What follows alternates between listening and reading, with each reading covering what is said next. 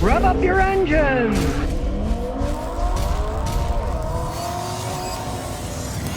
Well, here's one that you might be warned of. I saw a lot of people at the airports. When I went to Death Valley, they're using those public charging stations, right? The USB public charging stations.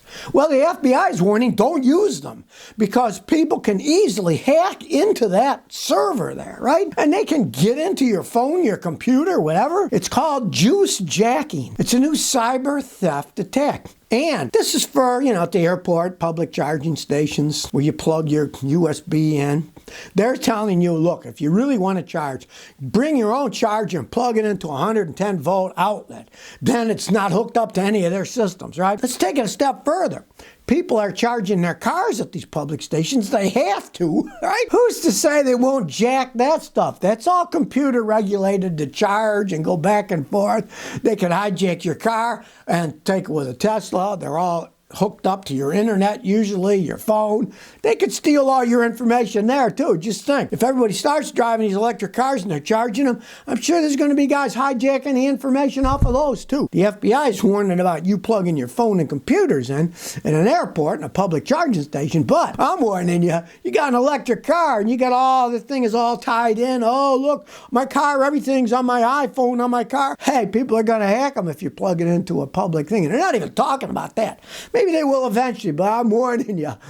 I could see hackers taking those over too. RMC guy says, I got an 04 Honda Civic, it's overheating. I bought it with 180,000 miles on it. It overheats. It doesn't seem to be leaking. I had it pressure tested. The owner replaced the thermostat, and I noticed it gets hotter outside. It's getting hotter. What could be wrong? It doesn't reach the maximum, but it is running higher. Hell, I can just about guarantee you what's wrong. He says now it's getting warmer outside. Temperature gauge is going warmer. You got an 04 Civic. That thing is almost 20 years old. As a matter of fact, the 2024s are coming out soon, and then it will be 20 years old. The radiators are made out of plastic and aluminum because they're cheaper to make than solid metal radiators. But the core itself is metal, but it's aluminum.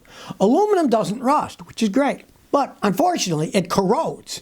You look at beach chairs, you see how they look white? Well, that's the aluminum corroded. Well, the inside of your aluminum radiator is probably all corroded up. And just replace it. You can go aftermarket, go on Amazon, wherever. You can get a radiator for that 04 Civic for probably $70. They're simple to put in. Watch my videos on how to change radiators. It's a very easy job to do.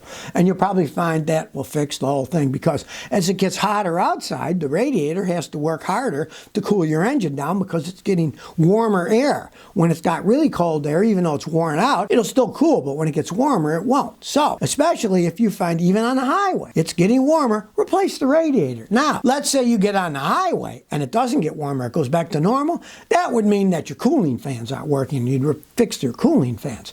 But if it's running warmer both on the highway and in town, then just replace the radiator. Jay Cardial says, should I fix or not fix the timing cover oil leak? I got a 2020 Sienna with 44,000 miles. It leaks a little oil from the front timing cover. The Sienna's under the powertrain warranty, and I took it to the two dealerships, and they said, oh, there's nothing wrong with it. What should I do? Just proving what scumbags are.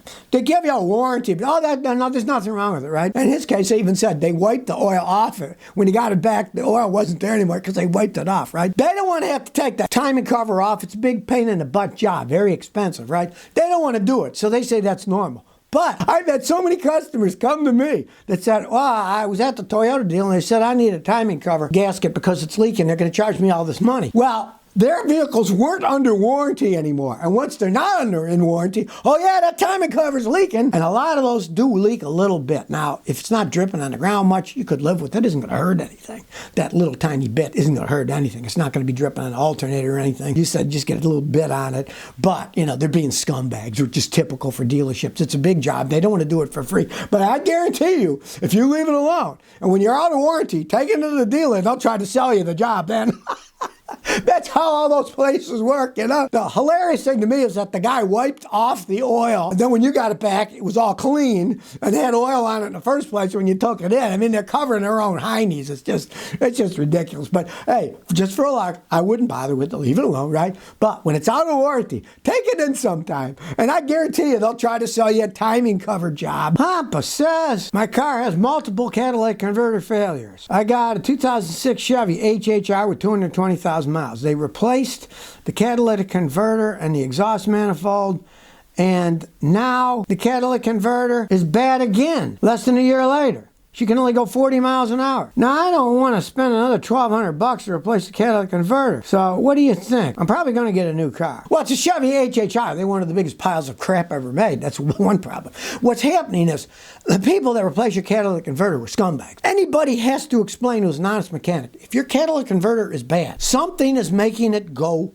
bad. If your engine burns oil, that'll clog it up. If it's running too rich, too lean, if the head gasket's leaking a little, all that crap will get in the exhaust and clog it up. The only way a catalytic converter will go bad when it's not something else's fault is if it was made incorrectly and it breaks internally. You hear a rattle, rattle, rattle at idle, and then if you get a hammer and you hit the cat, you'll hear it rattle. That means the inside substrate is broken loose and it's rattling inside. That's a physical problem because the catalytic converter was built poorly, and in that case, yes, you'd have to replace the catalytic converter, and that would fix the problem because it just broke because it was poorly made. Volvo had a lot of problems with that years ago. They had to go through hundreds of thousands of catalytic converters because they kept breaking. They were made cheaply. But in your case, it's probably burning oil, and that ruined the second catalytic converter.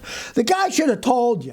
He shouldn't have just sold you a $1,200 converter or something. He should have said, look, you got a problem. I would have been honest myself. I would have said, look, you got 225,000 miles on this crappy car. Get rid of it. You're probably going to get rid of it now, but you spent $1,200 putting a cat on last year, and now it's bad again. I would have been honest and said, hey, get rid of the car, because if we change the catalytic converter, it's just going to clog up again, too. That's what happened, and that's the reason. You just don't go and replace the catalytic converter, because generally, they go bad because something else made them go bad. Maybe you will have to replace the catalytic converter, but you got to fix the problem first. And sometimes if you fix the problem and you clean the cat, it'll work okay. A.D. Morales says, I need advice. My 2019 Camry, the transmission died after 65,000 miles. I didn't buy the extended warranty because I always thought Toyotas were good cars, but I took my car to the Toyota dealer, my 19 Camry, and they said they want to charge me $7,329 for the transmission, not including labor. I still have $18,000 of payments left on it.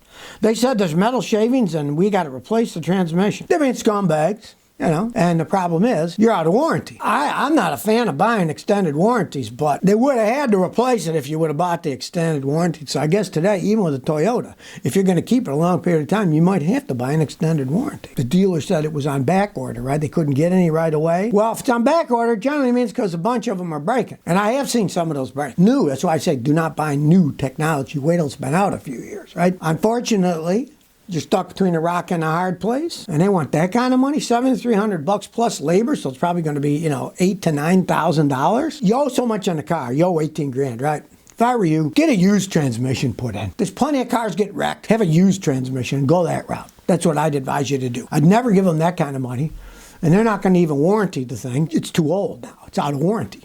Now, even though you only have 65,000 miles, it should never have broken, but obviously it did. Kind of a lesson to be learned that they don't make anything like they used to, especially when it's new technology. That's what I told people last year. I said, don't buy the new Tundra V6 twin turbo instead of the V8. Don't buy it. What's happening? I saw a guy, 25,000 miles, the engine blew up there. Having problems with the turbos, having problems with the engines. Don't ever buy something the first it comes out. Wait till it's been out a while and they iron it out.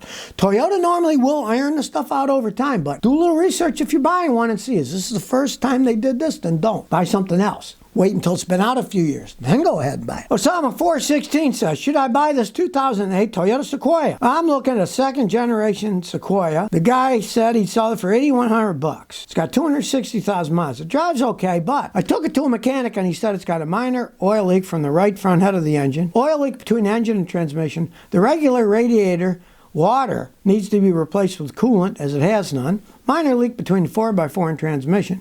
Engine oil is consumed. And an oil leak from the transfer case. All right. Don't buy it. Who knows what that thing has been through? My grandson's got one like that. It was a rolling pile of junk. I made a video on it. You can check that out. There's all kinds of problems, which I wouldn't touch with a 10-foot pole anyways to fix the oil leak between the engine and tranny. You got to pull the transmission off. Very expensive job. But they're saying that you only have water in the radiator and not coolant. Nobody drives a car with water unless it's got a problem because they don't want to buy the coolant. They're just pouring water in. Run away from that Sequoia. It's got a lot of miles on it. Yeah, they can last a long time, but that one obviously has had the heck beat out of it. I wouldn't touch it with a 10-foot pole. Had all kinds of problems in the past. You don't want to buy that thing. It's not worth it. There's plenty of good ones out there. Don't buy that one. That one looks like it's had the heck beat out of it. Now they're just trying to flog it onto you. So if you never want to miss another one of my new car repair videos, remember to ring that bell.